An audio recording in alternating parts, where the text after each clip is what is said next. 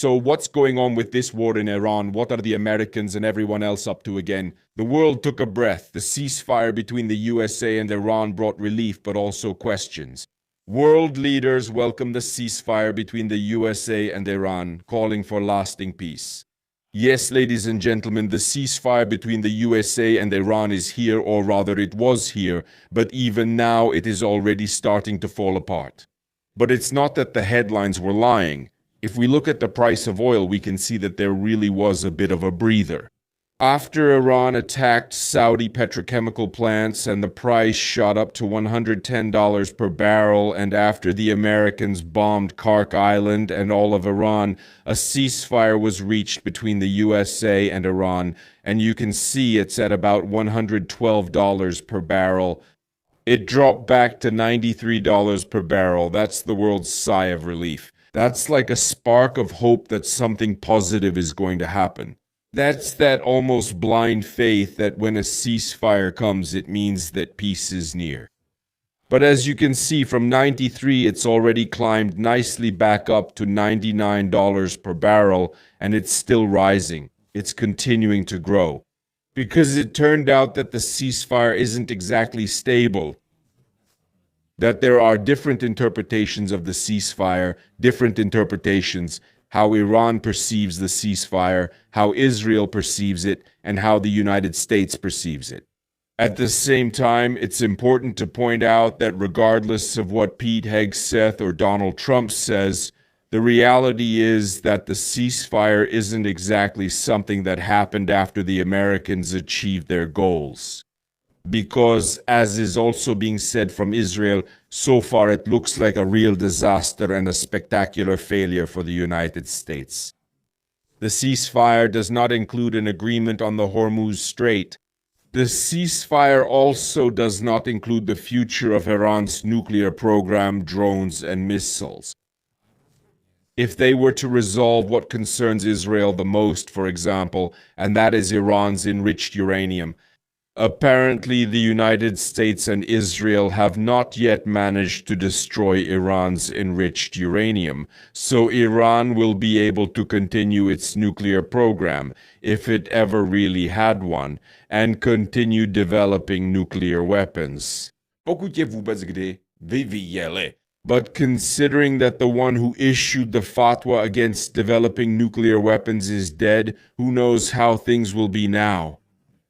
However, the fact that this agreement doesn't address the most pressing parts of the whole conflict, like the Strait of Hormuz, oil, nuclear issues, and all those things, isn't really that big of a problem. After all, it's just a ceasefire. It's not a peace agreement yet. It's something that was supposed to calm the situation down a bit, something that maybe was meant to bring Pakistan into the game so they could have a say in things, and so that the whole region would start paying more attention to the conflict and push more for its resolution. After all, okay, it's still just a ceasefire. We can't expect everything to be resolved.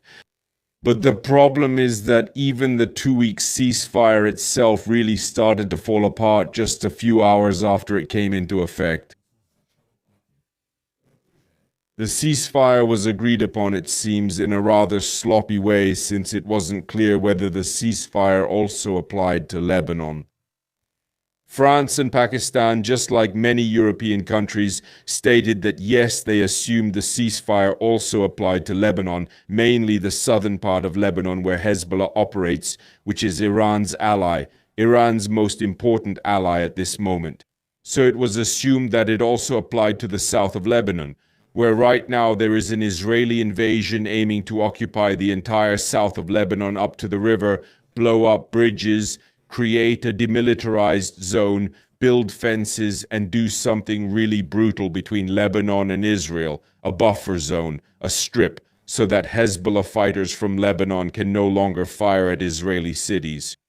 They're even destroying villages, blowing things up, total destruction. Yeah, that's what Israel is doing there right now. And according to Iran, this was supposed to stop, the agreement was supposed to stop it, but the agreement didn't stop it. No, on the contrary, after this ceasefire between the United States and Iran took effect, Israel launched the toughest bombing and offensive campaign since the beginning of the war towards Lebanon, and within a few days, 250 people died. And Trump claims that, in his opinion, the ceasefire shouldn't have applied to Lebanon. So this is the problem. This is actually the conflict. And since they couldn't even agree on what the ceasefire applies to, there's still a really long way to go to achieve any kind of peace when they can't even agree on what exactly is part of the war, what exactly is part of the conflict. At this moment, there's not even a discussion about whether there will be a ceasefire or not, but rather a discussion about what counts as part of the conflict, part of the war, and what doesn't. We in Europe clearly know, and of course we say it and it makes sense, that the conflict must also include the fact that there is a war being fought against the Iranian proxy. That makes sense. But for the Israelis, these things are not connected, even though they constantly talk about Hezbollah being an Iranian proxy, that is, an Iranian ally. That doesn't make much sense. It's a terrible double standard. And as for what's happening there right now, it's obviously a huge mess, and we can assume that the ceasefire won't last long because, as I said, it's already falling apart. And given that the ceasefire is falling apart, and that it was probably negotiated by complete idiots who couldn't properly agree on what it would actually mean, the way I see it, the UN obviously sees it the same way. And the UN sent their envoy there, John Arnault, who has a clear mission to maintain the ceasefire, to act as a mediator between the negotiating parties, to be like a moderator. And of course, his goal is also to get the shipping lanes up and running. And overall, the goal of the UN, and actually the goal of most of the world right now, must be to end this conflict, or to push for the ceasefire to last as long as possible, to make sure it's upheld, for damn Israel to stop attacking damn Lebanon, for damn Iran to stop firing at damn Hormuz, and to somehow use that as a starting point, because otherwise it will obviously continue to be a disaster. That's why it's important for the UN to make sure the ceasefire doesn't fall apart and to use it as a step towards some kind of peace. Here it's important to say that the UN's goal isn't just for you to have cheap gas.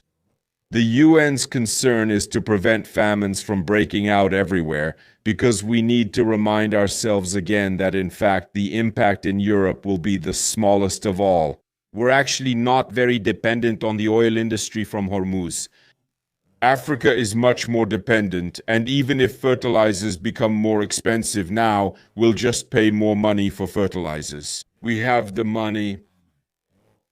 But the problem here is that when we pay big money for those fertilizers, there will be some poor Asians or poor Africans or even poorer South Americans who won't have the money for those fertilizers. So there will be a poor harvest, there could be famine, and there could be civil wars that otherwise wouldn't have happened. There could be a lot of cascading effects that might come from the fact that fertilizers get more expensive because Donald Trump let himself be manipulated by Jews into a war in Iran that he didn't have properly planned. Really, from Hormuz, it could cascade into a truly apocalyptic scenario, especially for third world countries. And for that reason, it's absolutely crucial for the UN that the conflict lasts as short a time as possible. Not to keep your bread rolls and gas from getting more expensive, but so that in Africa and the poor parts of Asia, warlords don't come to power, civil wars don't break out, terrorism doesn't spread, and migration crises don't erupt, and so on. Simply so that a global humanitarian catastrophe isn't caused by a lack of food, a lack of gas, a lack of fuel, and so on. That's why the UN is trying to intervene there in some way, even though we know how much weight the UN really has. However, this brings us back to the beginning, namely that Iran, Israel, and the United States understand the ceasefire in different ways. The point here is that at the moment the ceasefire came into effect, Israel actually bombed those Iranian proxies and managed to kill a Hezbollah commander. At that moment, Iran stepped in and said, look, if Lebanon and Hezbollah are not included in the ceasefire, then it has absolutely no meaning for us. Why should we, Iran, back down to the United States when Israel is still waging war against our proxy here? That doesn't make any sense at all. There's really no reason why Iran should back down. And so Iran continues to block the Hormuz Strait, only allowing a certain number of ships through, and only those ships that it permits. Of course, they're blocking the shipping lanes, we know that. They're also collecting tolls, we know that too. But the problem is that all these negotiations started at a time when both sides hadn't really realized it yet. A nepřiznali, v jaké situaci, where they are, and those in any kind of stable military situation, because jednání vycházejí vždycky z what's happening on the battlefield. And if things are happening on the battlefield in a way that suits one side and doesn't suit the other, then the side that's basically winning doesn't really have much reason to negotiate. And at the same time, it doesn't have much reason to agree to a ceasefire if that ceasefire is disadvantageous for it. For example, in the sense that Israel has more strength and more resources it can use against Hezbollah. In other words, simply put, Iran is basically telling us to go to hell, saying that if we don't reign in Israel, there simply won't be any ceasefire. Because it offers Iran no advantage, no benefit. It's pointless. They just want to keep the Hormuz Strait closed until we reign in Israel and until the United States backs off. At this moment, I actually understand Israel's perspective, why they see the deal as a disaster.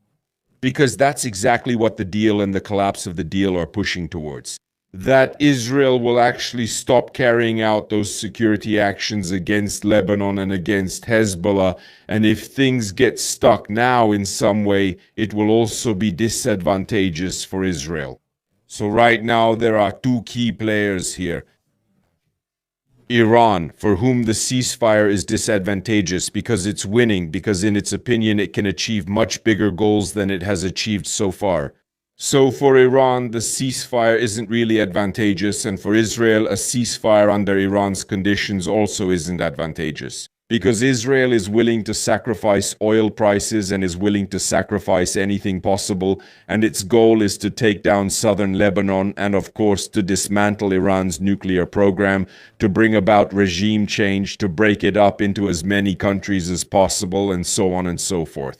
Overall, the ceasefire at this moment, I'll say it, doesn't make sense. It won't last long. It doesn't have a good future because it's naive. The ceasefire is naive, and only when both sides are sufficiently exhausted and both sides feel that they can no longer achieve anything further through war, only then will the ceasefire have any meaningful form.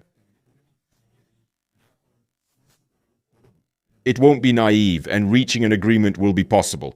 At this moment, when you basically negotiate a ceasefire and an hour later you realize that you negotiated it badly because it doesn't really suit you right now, one side or the other will realize this, so of course someone will break the ceasefire because there's really no reason to keep it. Why would you stick to it when you can still tweak it a bit, still improve your position a little more? And you can always find some excuse, for example, like, well, we meant that Lebanon would be part of it too. And Israel can say, well, we meant that it would also include Hezbollah stopping throwing grenades onto our territory. Anyone can come up with something like this and make up a reason why they don't want to stick to the ceasefire once they realize they can still pull something off, that they can still screw someone over. So that's how it is. This is the problem right now. Like, at this moment, our position and our task as Europe has to be that we start reigning in Israel, and at the same time we have to start putting some kind of pressure on Iran as well. On Iran, for example, by že se zúčastníme nějakých misí. When it comes to, for example, střežení Hormuzu, shooting down drones or something like that and getting more involved in the whole process so that we can have more of a say in it. I've been saying from the beginning that we should get involved in Iran or something like that, but we should get involved in the war in the sense that if we're putting our weapons and our money into it, then we should have some authority or at least the right to demand something. At this moment, if we come and say, hey, Trump, end it, man, end it. I want it to stop, stop, Trump, stop. He can just look at us and say, and why should I? Who are you to lecture us here? Why should we stop? You're not even part of that conflict. But if we send some forces there, we get involved in that conflict with the goal of, I don't know, protecting Saudi Arabia, for example, then first of all, we'll gain a good reputation in Saudi Arabia, which always comes in handy. You know, being an ally of Saudi Arabia is never a bad thing. The Ukrainians understood that. And besides that, if we're involved, we'll be able to say, look, we're here and we demand an end. We demand an end, we'll push for it. We're in this conflict so we can be one of the parties that's part of the negotiations, and we can put pressure on Israel, we can put pressure on the USA, but we can also talk to Iran because we didn't attack. We actually came here more to solve it. We could, for example, in this context, even join forces with China, and Europe and China could go there and do something like, look, we didn't come here to fight, we came to pull you apart and end this, because obviously we're the only two adults on this planet, right? Us, Europeans, and the Chinese, right? Yeah, something like that. I wouldn't be against it at all if the Chinese don't want to. Well, it's their fight, they're more dependent than we are, but we should do it. So that's it, gentlemen. Let me know in the comments what you think about it, and see you again in the next video. But for now, it's clear that příměří pravděpodobně it will end sooner than it should, and it will end in a fiasco. And that fiasco will be the reason why the next ceasefire will take much longer to happen. Of course, Donald Trump recently said something about Americans possibly collecting tolls in Hormuz together with Iran, but that's more like nonsense, you know what I mean, right? Look, the day before yesterday, civilization was supposed to end, and it totally didn't. So I wouldn't say that collecting tolls is one of those things that's going to happen. Hey? But we'll see how it goes. Support the content, give a like, share this video, share your opinion, support the content financially if you want, and don't forget to boost visibility with that little star that pops up after you hit like. Hello and have a nice day.